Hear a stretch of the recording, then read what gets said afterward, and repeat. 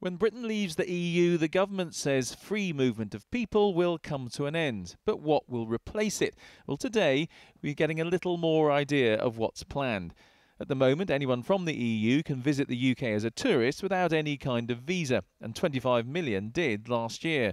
But they also currently have the right to come to work, settle or study. After Brexit, we now understand people from the EU will still be able to visit without a visa as a tourist, but to work, settle or study, they may need some kind of permit. The Prime Minister joined teenagers today to launch a new mental health initiative. She didn't attempt the climbing wall. Brexit provides all the challenge she needs. She wouldn't comment on details of any immigration plan, just the principles. Ensuring that we're still able to welcome the brightest and the best here to the United Kingdom, that we recognise the needs of our economy, but we're also being fair to people. I think when people voted for Brexit, one of the things they wanted to see was an end to free movement as we've seen it before, and that's what we will provide when we leave the European Union.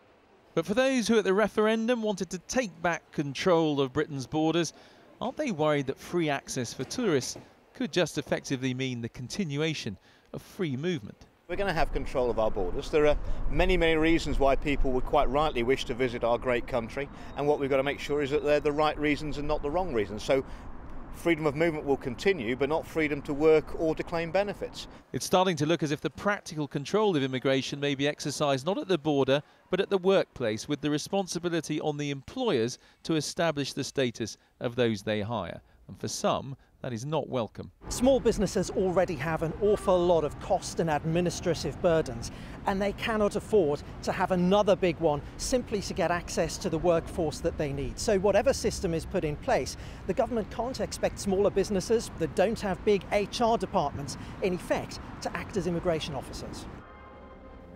For long-term campaigners against the EU, this looks as if the government's given up on Britain's borders.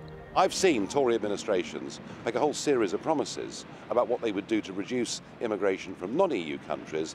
They failed at that, and I just wonder, with what's being proposed at the moment, whether it's going to look any different to where we are now.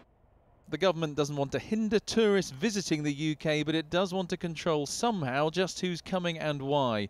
Not for the first time with Brexit. It's not clear how to get there.